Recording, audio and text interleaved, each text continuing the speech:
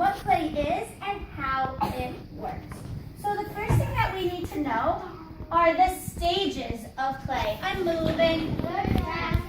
Now everyone can be facing and tracking this way so I can talk to you about the stages of clay. There are 6 stages of clay.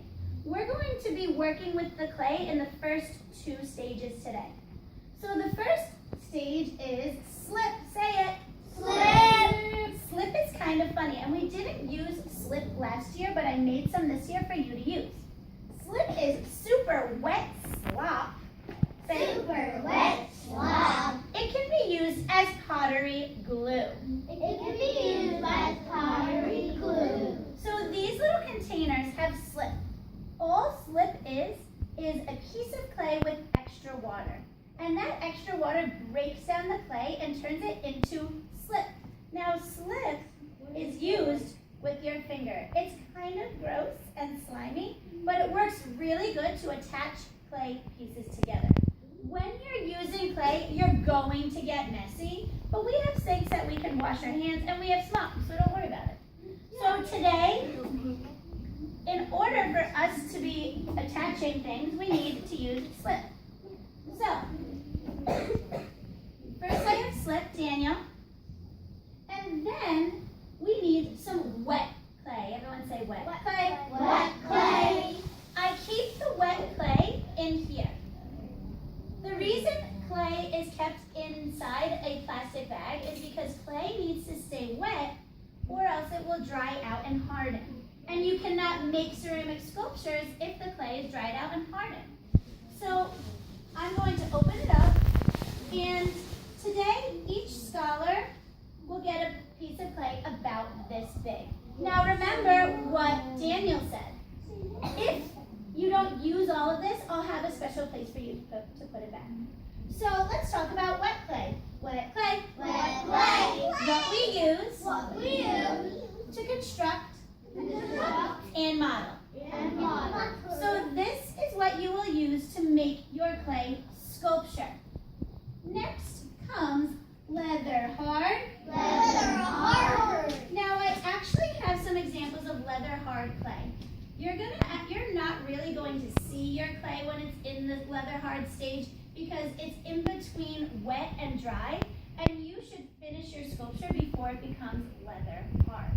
This is leather hard, and leather hard is halfway dry, and good for carving.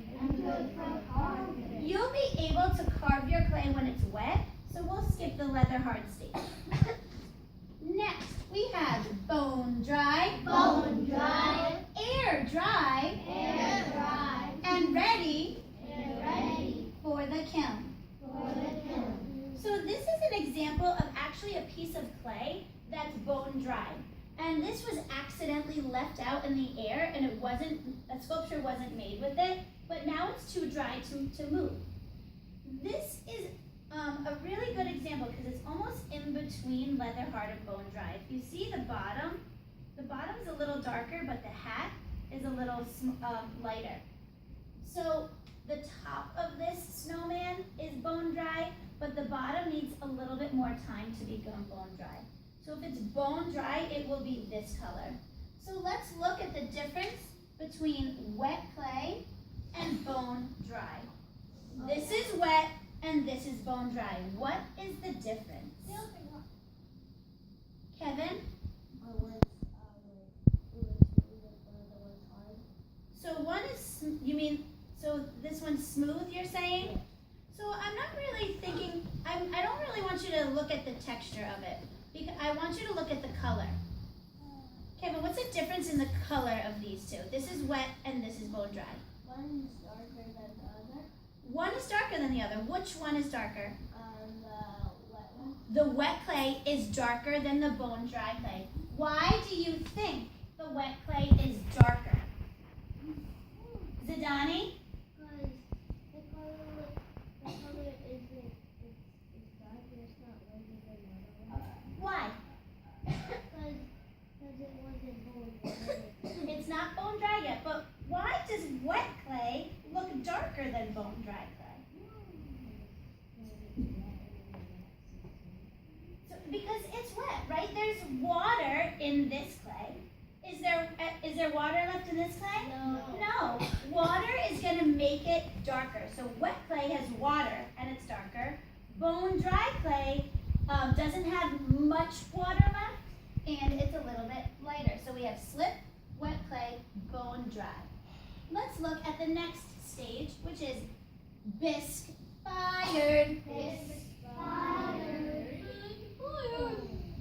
Fired in the kiln once. Let's all say that again. Get ready. Fired in the kiln once.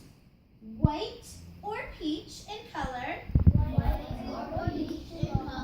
And rock hard. Now, let's look at the difference from bone dry to bisque fired. What is different? Evelyn.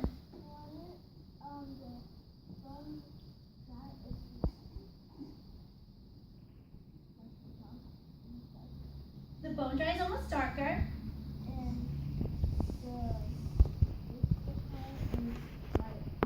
Right. Now, I can actually hear the difference between bone dry and bisque fired. You can actually hear it. Do you want to hear it? Yeah. All right. You need to be really, really silent because it's very, very faint, but there is a difference. If I gently knock the bone dry clay on the board, you're going to hear a difference than if I gently knock the bisque fired. So ready, listen, really, really silent. That's the bone dry. So I heard some whispers. What did you hear that was different? Mia? I heard that the bone dry was kind of like a rock, Okay. and then this fire was like glass.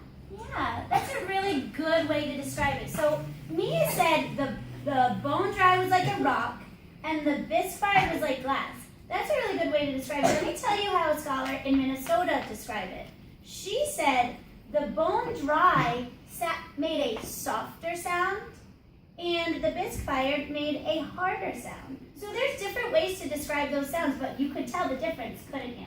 Yeah. Now, this bone dry is actually a lot more fragile. It gets stronger when it goes in the kiln, okay? This still does have a little bit of water. It has a lot less water than the wet clay, but the kiln actually sucks the remaining water out and heats it up so it becomes harder with no water left. So, we have slip, wet clay, bone dry, bisque fired, and then last but certainly not least, we have glaze fired. Fired in the kiln twice.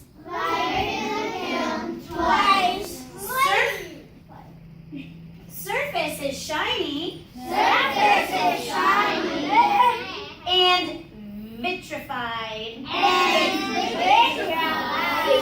Let's say that word again, Sophia. Because I love to say that word and I'm going to explain what that means. Vitrified. Let's say it with a scholar voice. Get ready. Vitrified. So, when you put glaze, which is a special type of clay paint, and then you put it back into the kiln, that glaze goes through a chemical reaction when it's heated up, and it becomes shiny or glass-like. Vitrified means glass-like. So if you take a look at my sculpture, it's nice and shiny because I have glazed it. This sculpture has gone in the kiln twice.